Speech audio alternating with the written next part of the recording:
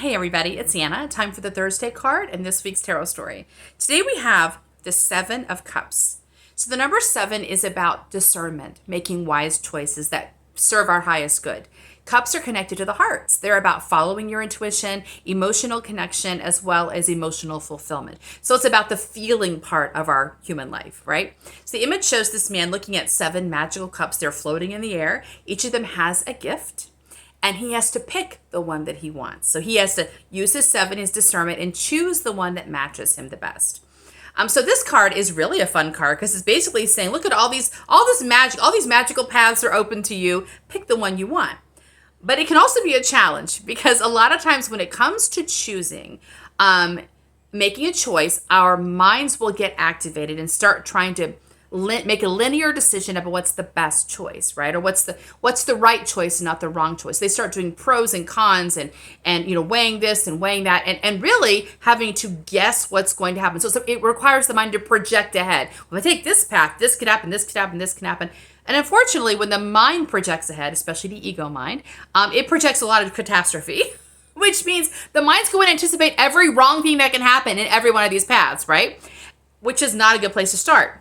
And then the mind has to pick which of these paths is the least awful. Is what ends up happening. So we end up not making a choice. We get stuck in this position of all these magical opportunities opening up to us. We don't take any of them because our mind has convinced us that it can't choose which is the least bad path. So the reason this is a Cups card is it tells us we don't choose with our minds, we choose with our hearts, right? We have to follow our feelings about something. It also reminds us that the heart is not choosing good path versus bad path. It's just following its own bliss, which tells us there isn't a bad path here. There isn't a path that's going to lead. I mean, every path is magical. You are magical, okay? So as you walk the path, you carry your magic with you. You're not leaving your magic behind if you choose the wrong path. So it's not about the path being magical. It's about you being magical. So since you are magical and you're going to walk forward in your intuition, bringing your gifts along with you and your inspiration, anything you pick the path is going to change based on your interaction with it.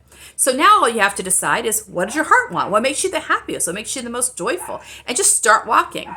The problem with staying in this position, just getting stuck here, is even though it's kind of fun because you can see all the opportunities, like those opportunities, you haven't lived them yet. There's still possibilities. They're potential. They haven't become kinetic energy yet. You haven't started doing it yet, which means you get stuck in this place and you're not able to manifest anything because this is a still place waiting and making a decision. You have to make a decision to start moving again. This tarot story this week is a lot about moving forward, getting your momentum up, recognizing embodying the vitality of the sun, which is all about your power, your gift, your impact on the planet. The Knight of Wands, which is about following your passion, taking action. The Fool was reversed, but the Fool is about following your bliss. So this is a lot about don't let yourself get stuck here.